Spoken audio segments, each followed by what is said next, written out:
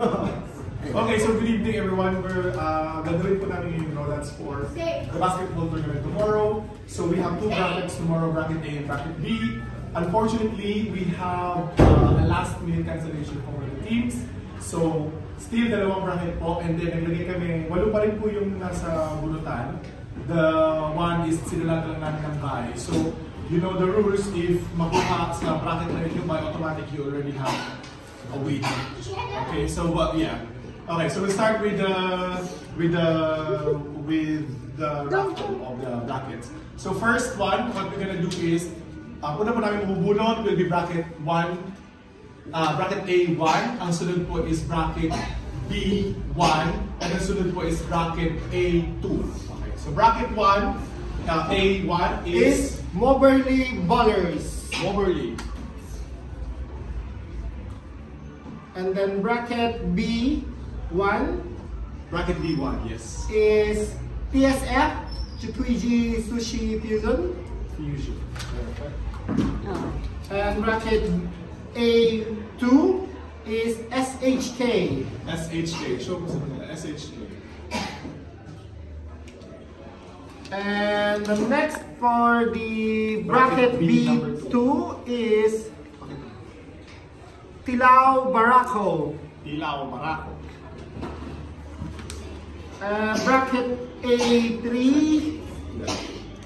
is Cardinals. Okay, perfect.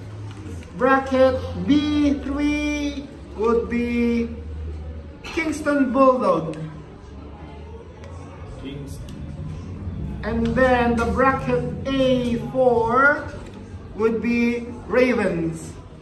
Okay, so automatically And then automatically the last buy is for bracket B. Okay, so tomorrow the game will start with bracket A1 versus 2, followed by bracket B 1 versus 2, and then so as follows, 3 and 4, and then yung bye will sort that one out tomorrow. But still, yung sinend po namin na schedule will kind of be the same. Yung sinend na schedule po. So tomorrow, may mga foods tayo tomorrow. So, wag kayong problema na wala kayong makain ng breakfast po mga serve. So, 9 o'clock, open ng home.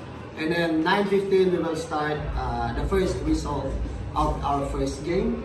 First whistle 9:50. Yeah, and then I will introduce, this is Merwin Guerrero, the UK Buffy chairman, representative UK. And then Paul GB, the Filipino Volleyball Community President. Hello! Guys, yeah, See you all tomorrow! Yeah, see you tomorrow, guys! Thank you!